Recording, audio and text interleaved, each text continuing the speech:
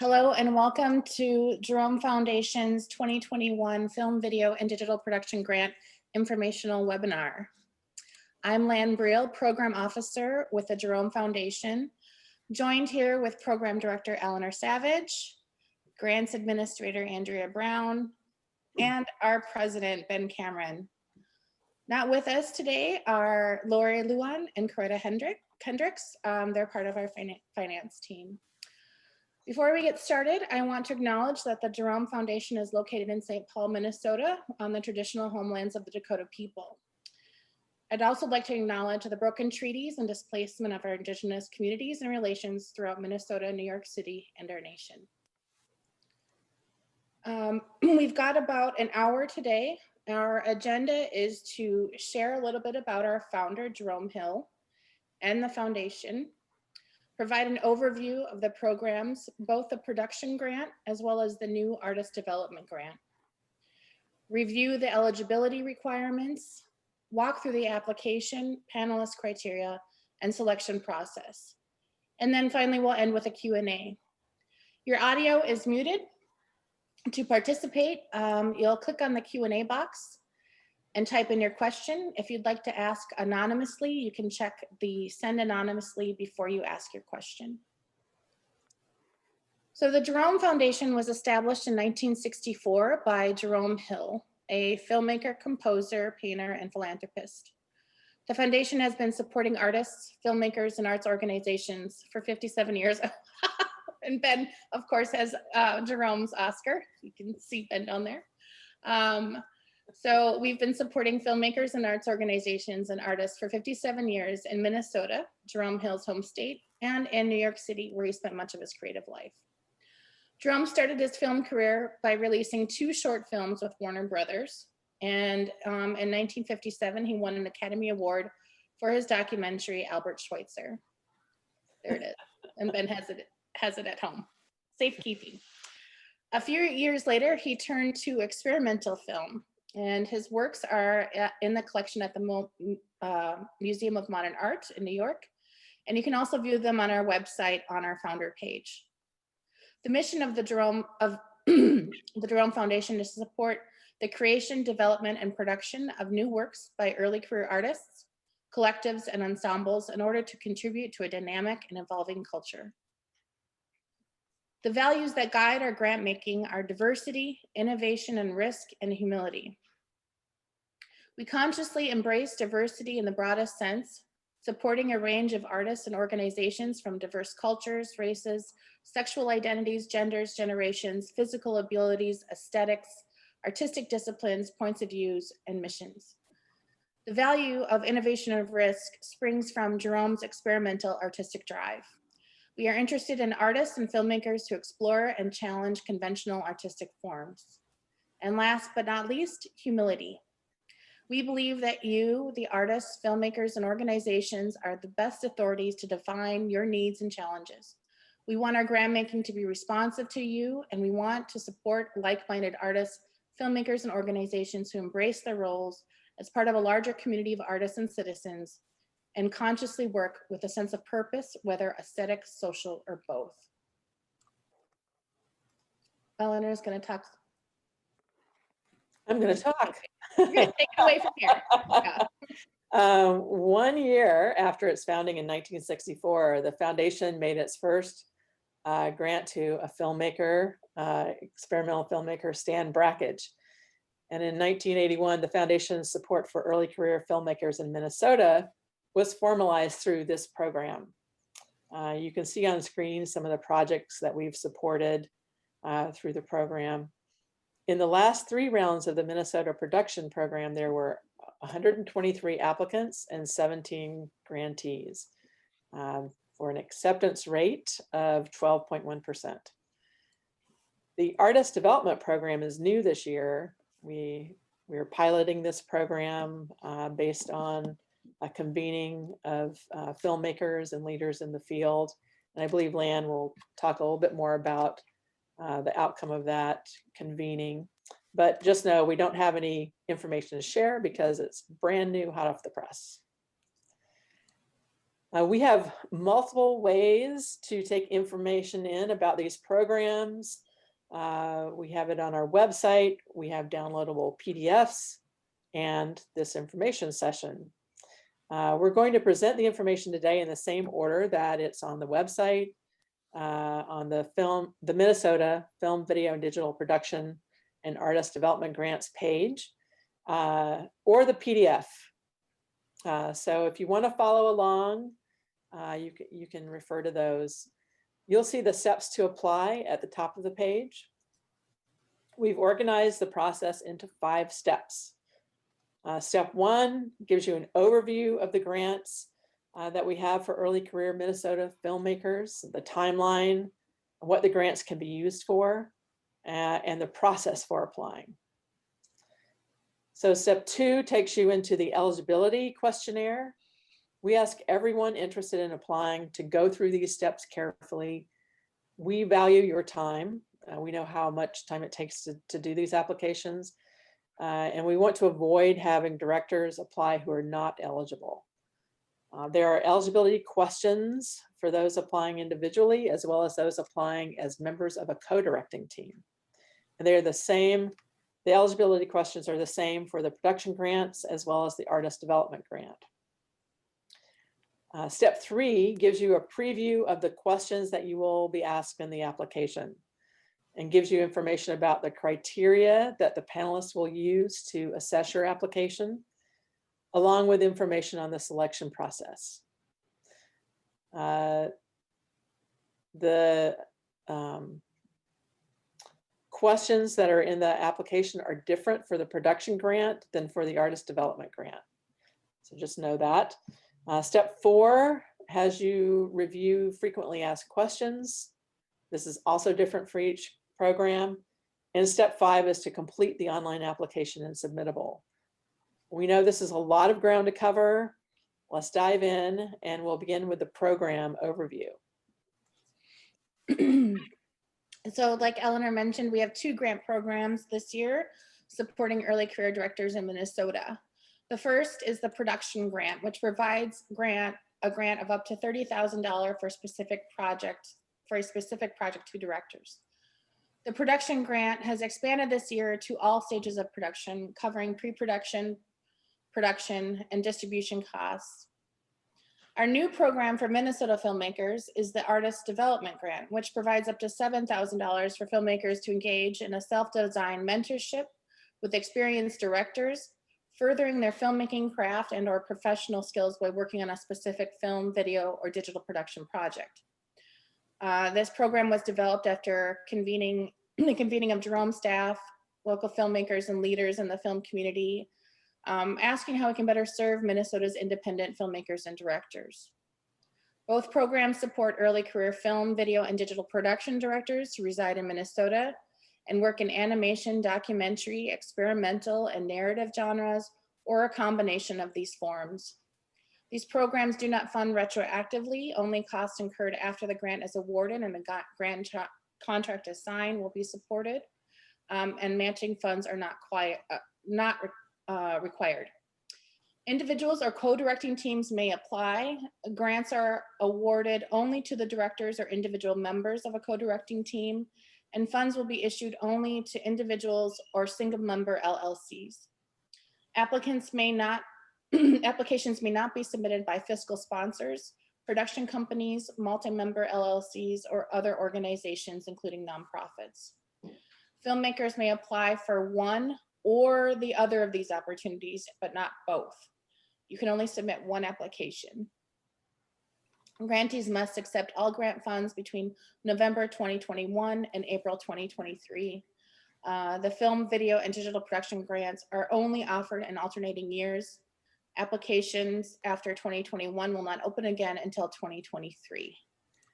And can we pause here for a moment before we go to the next slide? I just want to say, I think we're missing one of the stages of production up above there at the top. We do support post-production in addition to pre-production, production, and distribution. So I just wanted to make that clear. Thanks for pointing that out. Yes, we do.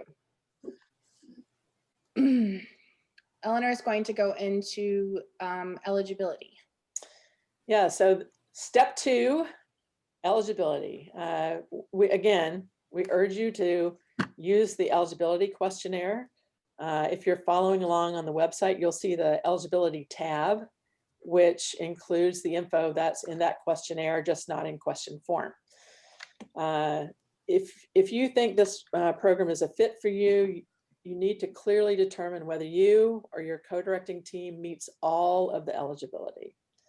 And eligibility is the same for both programs, but the types of supported activities differ between the production grant and the artist development grant. All right, so now we're going to take you into some of the eligibility requirements. Again, we're focused on early career artists, early career film directors. And for more information about how we define this, take a look at that eligibility questionnaire or the information on the website or the PDF. Briefly, we define early career directors as typically in their 2nd to 10th year directing film, video, or digital projects, excluding time in a degree program. You need to have at least one work that's been completed and work that's been screened only on an online screening platform is eligible as long as there has been a competitive selection process. Work that's been screened publicly only through your own platforms or through uncurated sign up first or first come, first serve formats is not a credit that you can use to affirm eligibility. You must have one work that has been supported by presenting organizations such as a film festival or a screening series or a funder for a project grant or either a foundation or federal, local, or state arts agency. You cannot be currently enrolled in a degree granting program. There's no requirement that you have a degree or a formal education, but you can't be enrolled in a degree program. Also, it's not eligible for tenured professors or the equivalent. The early career spectrum of 2 to 10 years is framed by directors with some track record of creating and presenting full work, so not beginning artists, and artists who are not at a point in their careers where they receive consistent development and production opportunities, have significant recognition, awards, acclaim, so not mid-career or established artists.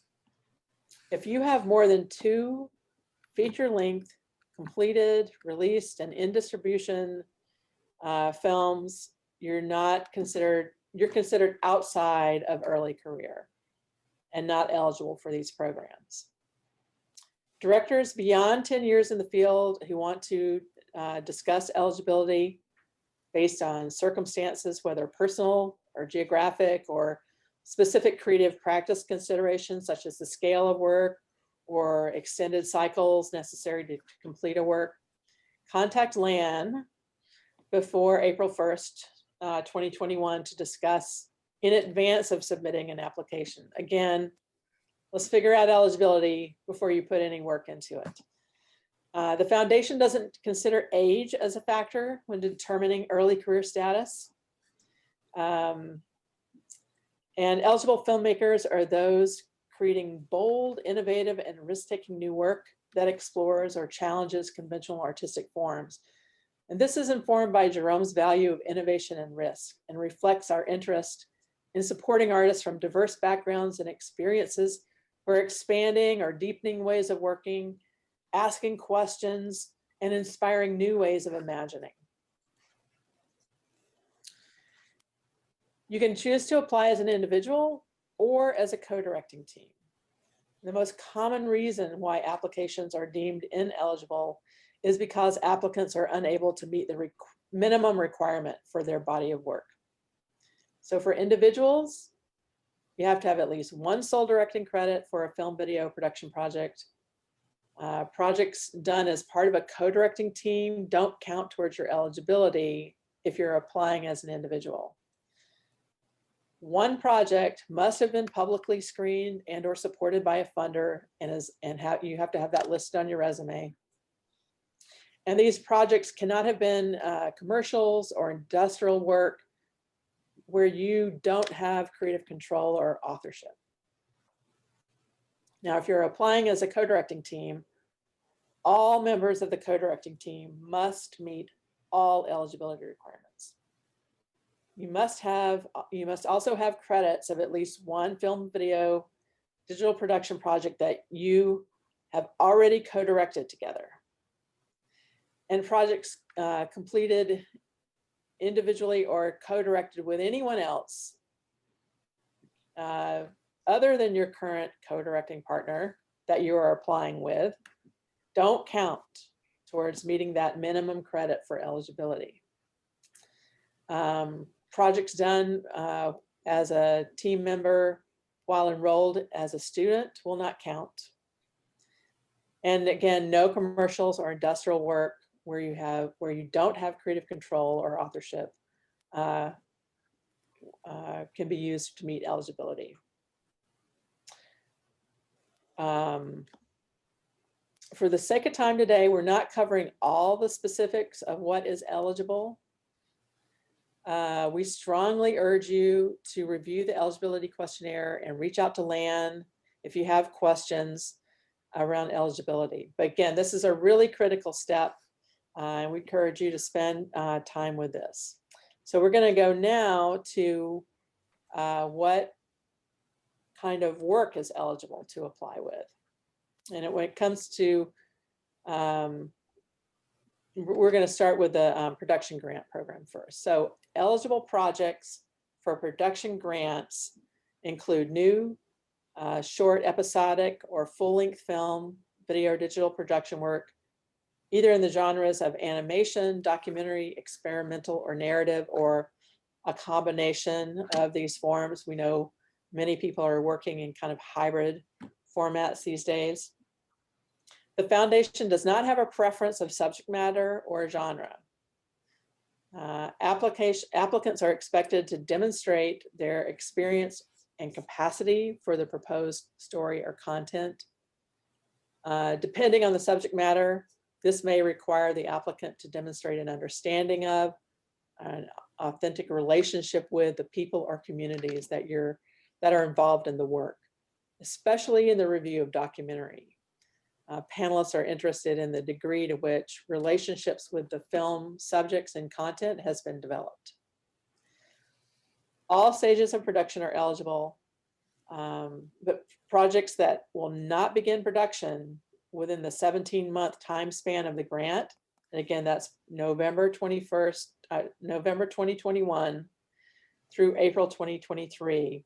If you're not starting production in that period, you should apply in a future round. And the highest priority will be projects that expect to begin production within this time span. Ineligible projects include artists seeking support for installation, new media, games, or interactive work. This type of work is supported in other foundation programs, but not this program. Filmmakers applying for projects that have already received production grant support through this program, not eligible. Filmmakers working solely on commercial, industrial, informational, and music videos over which they do not have final creative control fall outside of the foundation priorities and are not eligible in any foundation program, much less for this program. However, music videos and projects created as work for hire may be used as work samples to establish eligibility as long as the filmmaker has creative control, is credited as the director, and has the authority to present the film or the video. Funds can be used for a variety of expenses in the pre-production, production, post-production, and or new this year distribution phases. For a list of sample activities in each category, take a look at that eligibility questionnaire. Again, funds may not be used for study in a degree granting program or for commercial or promotional productions. And any expenses incurred before the grant period are not eligible. And any eligible spending must happen between November 2021, 2021 and April 2023. Okay, now the Artist Development Grant. The funds may be used to further your artistic development while working on a specific film, video, or digital production project. So this is about what do you want to do to kind of further your creative or business skills or technical skills. Activities may include mentorship, apprenticeship, other than those in a degree granting program. Eligible costs might include fees for working with a director or studying with instructors to acquire or further develop your new artistic, technical filmmaking skills, such as the craft of storytelling, cinematography, audio production, editing, animation, scripting, working with actors, storyboarding, developing community relationships, marketing, developing marketing expertise for making trailers, working with social media, how to do pitch sessions. You can include a small percentage for equipment or software purchase. But again, the focus of this opportunity is really that mentorship and skill development. So if you submit an application and you're spending, 80% of the grant on a camera, that's not going to be competitive or eligible even. So it can be a small percentage, but remember what the focus of this opportunity is. It's about helping you develop your skills as a filmmaker. You can include travel costs. I know that travel right now is, well, not advisable due to COVID, but eventually we will be able to again. So you can include travel costs to filmmaking conferences, residencies, to study with, anything specific to filmmaking, networking with producers or any of those kind of activities. Consultant fees related to supporting business expenses. So accounting, marketing, legal consultation, distribution, fundraising, website design, learning those kind of skills are things that you can include in this. But again, this is about helping you develop your skills. It's not a way for you, if you've already, if you're producing a film and you're looking for funding to hire a marketing person, this is not what the intent of this program is. It's really about helping you develop your skills. Funds may not be used to study in a degree granting program or as income to support an unpaid work on a commercial or promotional production. Any expenses incurred before the grant period are not eligible. And let us remind you that you can apply for either a production grant or an artist development grant, but not both. Okay. Eligibility. Lots there to go through. Again, we're here to help you parse that out if you have questions. Next step is takes you into the detailed information about the application and review process and the criteria for each program. And this is where you'll find the link to the online application in Submittable. Here's a screenshot of the application questions, review process, and the selection criteria page for the production program. And the purpose of this page is to allow you to see the questions in the application before you complete the application in Submittable. To connect the application questions to the review criteria used by the panelists, and to define the review criteria that panelists will use, and inform you about how the panel process works. However, you must fill out the application using Submittable. There are links to the applications on the application questions page. And if you have online access issues or other specific challenges in filling out an application, please contact Andrea by April 1st regarding alternative means of applying, or if you're having technical issues. Andrea is your go-to help resource. Application materials include work samples, accompanied by additional contextual and factual information, responses to questions, a resume or a CV, and a budget. And so now we're going to kind of dive into those elements. Okay, so work samples. Excuse me. Work samples are critical. All work samples must be work that you have conceived and generated as a director. We ask for Vimeo or YouTube links to the full work if possible. Trailers are not permitted. The first work sample must be from a completed versus rough cut or work in progress work. The second required work sample must either be from a different completed work or from a work in progress. You'll identify 10 minutes total across both work samples for the panelists to watch. And the third work sample is optional for those applicants who are submitting work in progress footage of the project that they are applying with. If you've started production on your project, we encourage you to include a work in progress sample. If you do this, you'll have 12 minutes total across all three samples.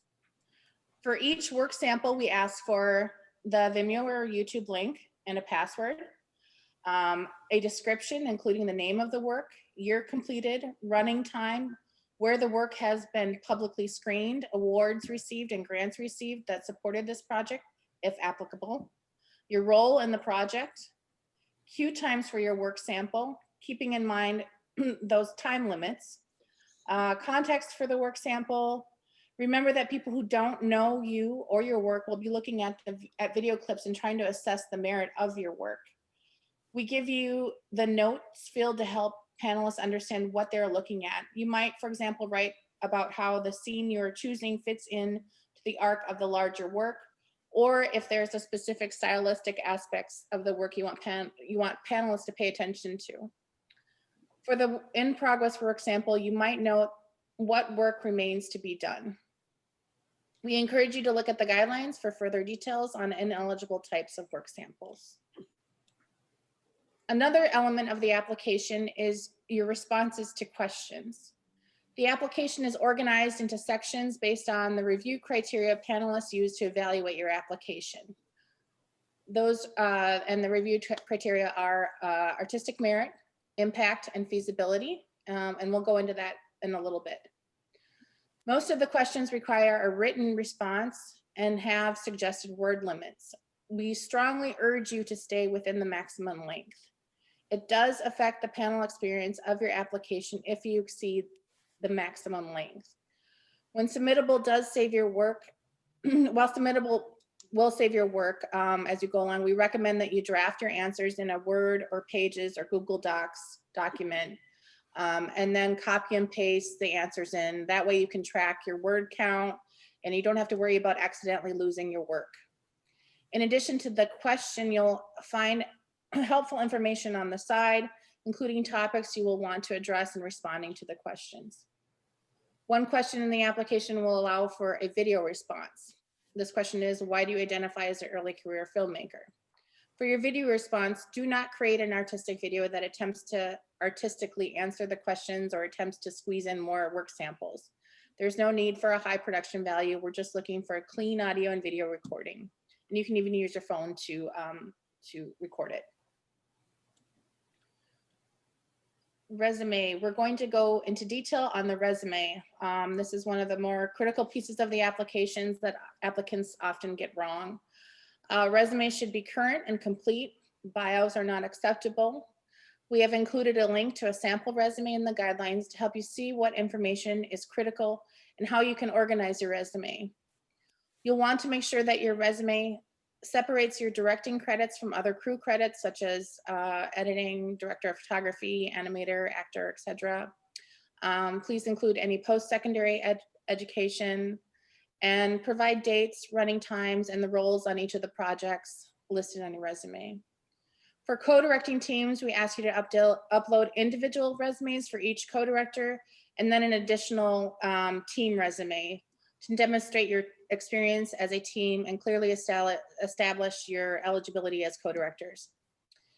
In this version of the resume, you will include films that you have co-directed with all members of the applying team, and staff will rely entirely on the resume and will not do additional research to determine credits or roles. If you're applying for a production grant, you'll provide a budget. And so we provide a sample template to give you an idea of the level of detail we're looking for and how to organize it. If you're applying for the artist development grant, you'll fill out a table to sort out your expected expenses into the different allowable uses of the funds. And then finally, review criteria. So in their consideration, panelists consider 3 criteria, which are directly related to the 3 sections of the application. Again, those are artistic merit, impact, and feasibility.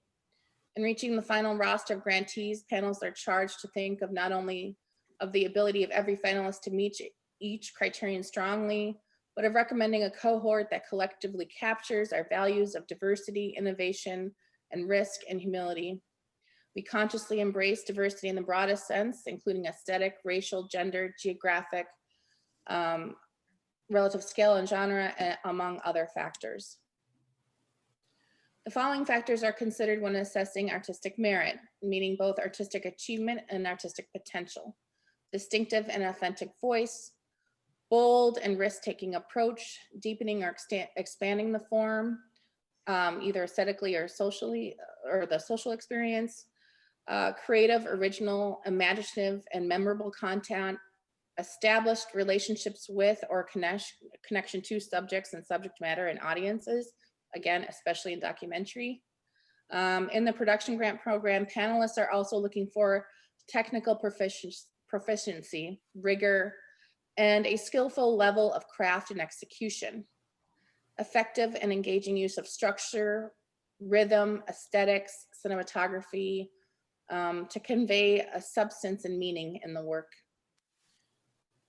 And then the second criterion, impact. Impact is assessed by the value of this grant on your career and on the field. In the production grant, panelists assess the potential impact of the project in terms of how it contributes to the artistic development and career of the director, as well as the director and/or project's potential impact on the larger field of film and the community. The panel will assess whether the director has a clear idea of the audience or community for the project and how to reach them.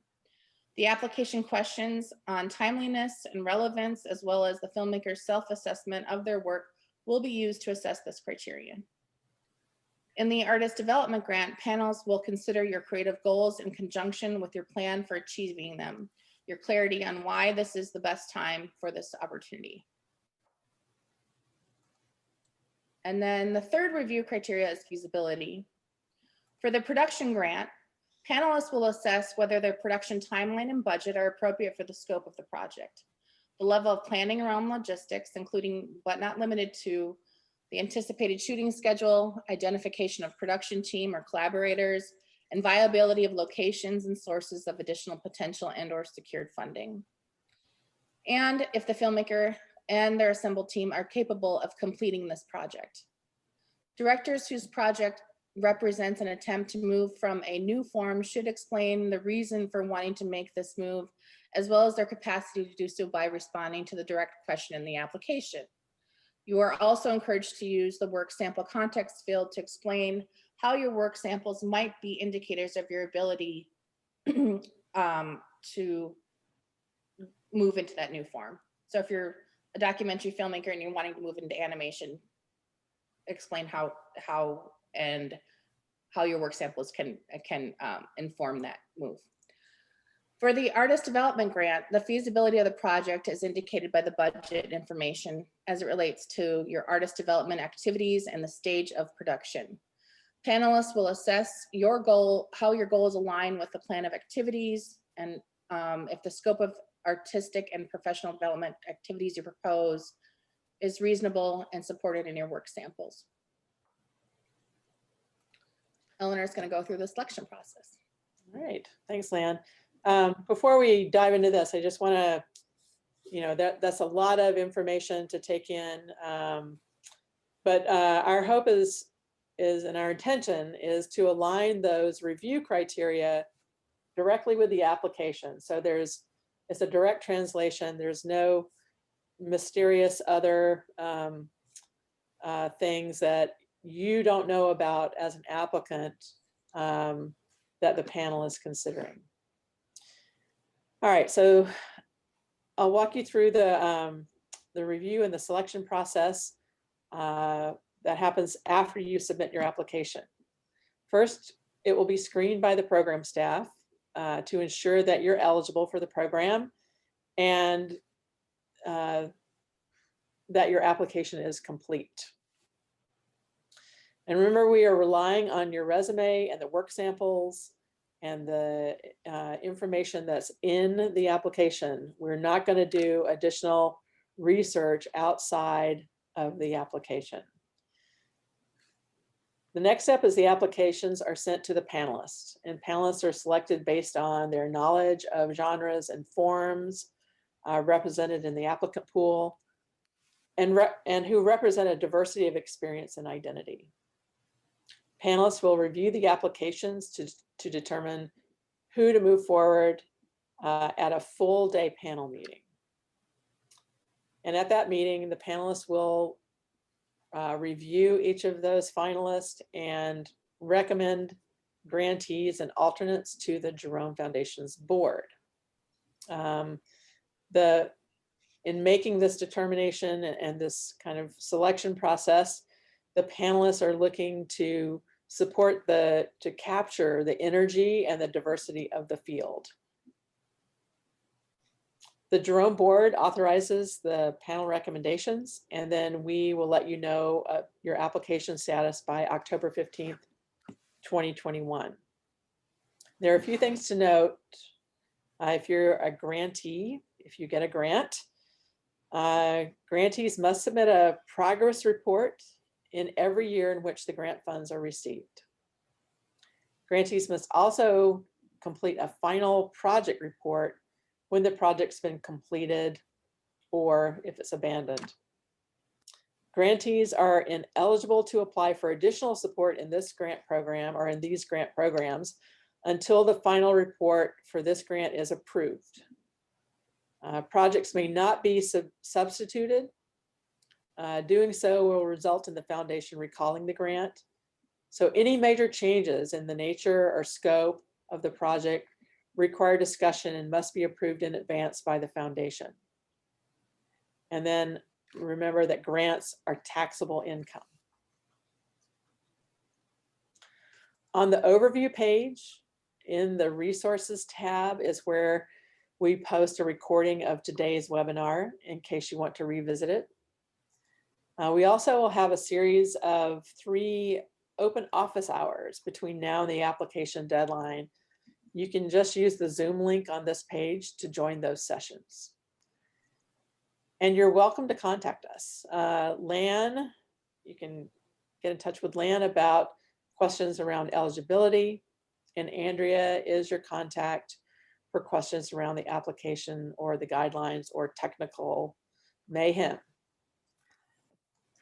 Speaking of mayhem, let's talk about the application and how to get so your final step, step 5, is to complete the online application in Submittable.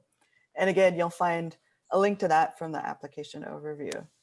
After you do that, you'll see our Submittable page here, and you'll want to select the application you'd like to fill out, whether it's the production grant or the artist development grant. Remember, you're picking one to apply in, and you can only apply once. If at this point you don't have a Submittable account already, you'll be asked to create one. And here is just a screenshot of part of the application form, which is hopefully pretty straightforward. You'll enter in text, select options by like radio or checkboxes, and upload files as needed. I do want to bring just a couple things to your attention. The red asterisks by most fields means that it's a required field and it needs to be completed before you can submit your application. Sometimes, you might get to the end and you're trying to submit and you're not being able to submit your application. You're wondering what's going on. Most likely, like 95% of the time, it's because there's a required field somewhere along the way that you may have missed. And so Submittable won't allow you to complete the application. It'll kind of flag that as like, this is a required field that you need to fill out before you can submit. At the very end of the application here, a couple things I want to point out. You'll see the option to save draft. And this is good if you're kind of like done for the afternoon and you want to close out and revisit it later. Just click save draft before you exit. You'll also see as you go along that your application does get saved. So every 20 seconds or so, Submittable is going to save your application. So when you're ready and done to submit, and that's definitely before 4 p.m. on April 21st, you'll click this big pink submit button. You'll receive a success message afterwards and also an email confirmation letting you know that your application went through and now we have it. And remember that I'm available if you have any questions or need any assistance with the online application and Submittable. So again, that application deadline is Wednesday, April 21st by 4 p.m. Central Time. Late applications will not be accepted and incomplete applications will not be considered. Once applications are submitted, they may not be edited or updated. In order to troubleshoot any potential issues that may come up, whether that's internet outages or slow upload times, things like that, please do try to submit your application in advance of that 4 p.m. deadline. You'll then hear from us with your application status no later than October 15th, 2021. And we'll also be in touch if there are issues with your application related to like accessing your work samples. We're not gonna kick out your application just because maybe, you missed the last 3 characters on the YouTube link you were sending us. But also please don't take any links down, change any Vimeo passwords for your videos, all of that. Please don't make any alterations until you've heard from us about your application status. So that is kind of the information. Now we want to open it up to your questions. So remember to ask your question, click on the Q&A button in your menu, and remember to click that send anonymously button if you want to do so. And I see we have a few questions in there, but now's a great time to add your questions, and I'll be reading your questions for folks. So the first question here is related to a project where somebody is the director. However, it may have a co-director as the project moves forward. Because in this case, because of the film itself, there might be portions that involve directing people who don't speak English. So getting a native speaker to be involved as a director, or accessing certain geographies that this person can't access due to COVID travel restrictions. So if this person currently holds the director title, but might have to bring somebody else in to do that type of work, they're wondering if that is eligible. That's a stumper. I would suggest scheduling a phone call so we can maybe dig into that a little bit deeper. And so I can have some more information about the context of the work and some of the issues that might be coming up. I would say in general, the reason that we say the eligibility and all of that has to be based on the co-applicants, the co-directors applying together, is that the panel is trying to assess merit, impact, and feasibility based on the material in the application. If there's someone involved in the kind of creation and direction of the work that isn't in the application, then the panel doesn't have the full information in order to assess. Ben. Yeah, I would just also add, at least as I read the longer question, there was a suggestion, and I think we recognize a difference between a co-director who is actually integral to the conception, shares the decision-making process for the final film, is actively engaged in all of the crafting of the final product, versus what I would call a second unit director who reports to a primary director and whose work is shaped and responsive to that primary director. And I believe in the question, as it was framed, there was this sense that a new director would be in a reporting relationship to and would be responsible to executing work that the primary director had conceived.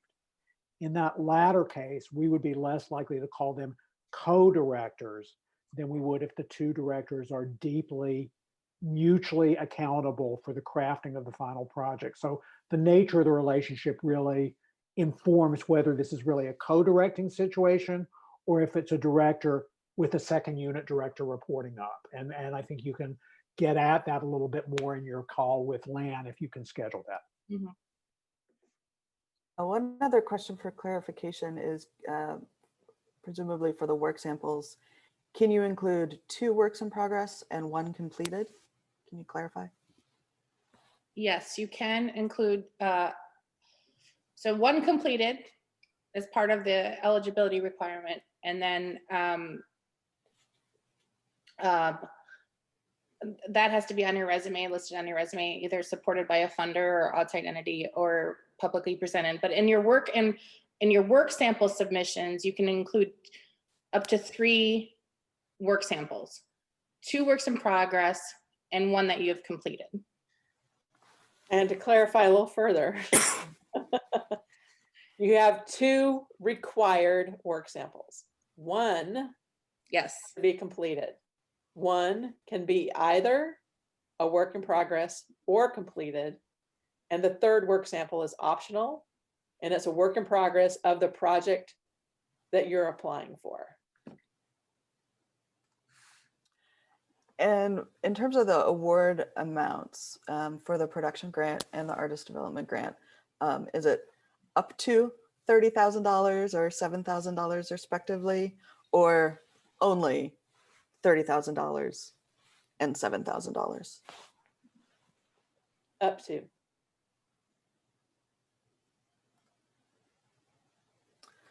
Another one is, do you have an idea when you'll post the video of this webinar to the Jerome website? I can answer that. It'll be in the next week. That's because we caption all of our videos, so it does take a little bit more time to get that up, but we'll start going on it as soon as the video gets processed. The next question is someone who's working on their first feature documentary that they're directing individually. So their main past work includes a short documentary that this person co-directed, and it's being distributed through If Then Shorts. Because this is my only work sample that has been distributed, would I not be eligible because I don't have other work that has screened that I directed solo? I have other work that I directed solo, but it hasn't been distributed.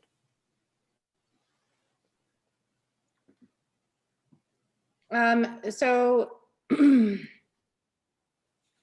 any work that you have completed, and it doesn't have to have been distributed. So if you have other work that you directed solo, that is what you would want to submit as a work sample, because the co-directing short documentary would be an ineligible work sample because it is a co-direction. If you want to talk more about your work samples, again, I'm available to discuss that. We do emphasize that work samples that are submitted that you've produced and directed within the last 3 years are are recommended as well. Eleanor, did you have anything to add? I think this is specifically asking, as I'm reading it, that this artist doesn't have past work that has a solo directed past work that has been presented or funded. Supported by a funder. Yeah, so that Yeah. is a requirement. You need to have at least one work that is, if you're applying individually, one work that is directed by you and is completed and has been supported by a funder or has been screened, publicly screened.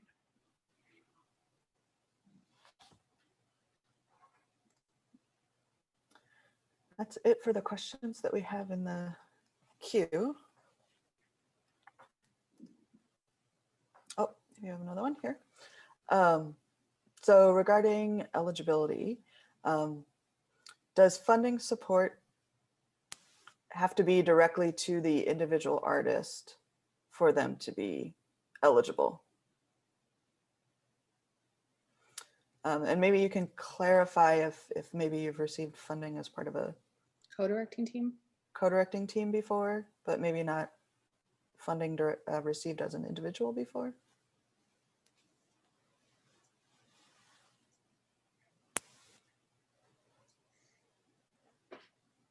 Ben, you look like you want to field this question. So this would be a sole director through the SPNN Docu program. I think that our requirement is that you need to demonstrate that you've completed a project that was specifically supported by a funding entity. Now, the reality is not all funding entities make direct grants to individuals. Some may make a grant to Film North to support multiple projects, of which through such a mechanism, perhaps somebody's received a grant or funding for a particular project. What we don't want is somebody gets just a generic grant that's not around the project or has gotten a grant to go to grad school that has nothing to do with the project. We want to see evidence that a project that you've undertaken has either been screened or the project has been supported.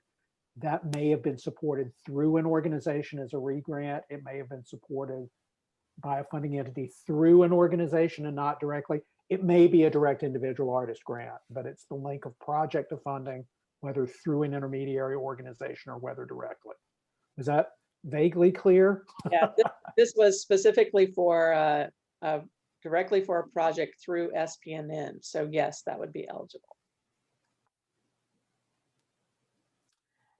And another question, is the early career status only in the area of film directing? i.e. would a person who is an established actor or choreographer who is now directing be eligible for these grant programs? It is, we consider any work prior, like if you're an established artist in another field, like acting or choreography, then you would be considered mid-career and beyond, Jerome, for this grant. This grant looks to support early career artists or filmmakers that work specifically in this in between 2 and 10 years of their practice. And if I can add that slightly from a slightly different angle on this, we understand that many artists do many things.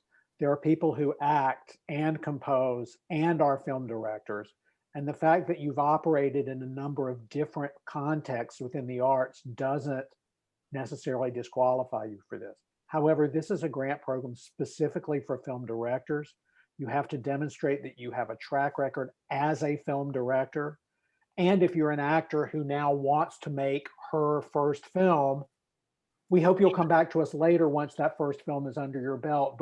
But in that moment of undertaking your first project as a director, it's simply too soon for our requirements. So yes, we understand you may do more than direct, but this is to support work in recognition of things you have directed and for a project that you will direct.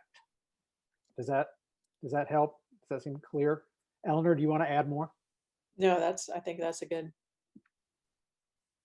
And to just put a fine point on it, considering the next question, or considering only directors for both of these grants. That's correct. So that if you're solely like a screenwriter, you're not eligible for this program. It's only directors, while recognizing that many directors do many other have many other roles on projects. You must be the director to receive this grant. And it may be worth just saying that's true of all of our programs at the foundation. We're supporting the generator of the work who has final artistic control. So in dance, we support choreographers, but we don't support designers for dance, or we don't support dancers. And in the same way in theater, we support theater directors and performance word artists, but we don't support actors or stage managers or dramaturgs. So that's a through line for all of our grant programs. And if you go into the eligibility questionnaire, there's tons more detail there about what we don't support. We didn't, in the interest of time today, go into all of that, but it's all there, and we encourage you to take a look at that. And that is the end of our Q&A queue. All right. Well, thank you all for joining us today. And I'm sure again, As a reminder, we'll have the recording of this session up, and then we also have those info sessions that we're holding between now and April, kind of those office hours where you can join us. And as always, you can contact me with kind of the techie questions, or Lan with the eligibility and program questions. And when social isolating ends, we hope that you'll visit us in our offices in Vandalia Tower. And yes, we will let you personally hold the Oscar and have your picture taken with it with your cell phone, which is, I'm sure, the most important question you all really wanted to ask. So Thanks, everyone. thank you. Bye. Bye.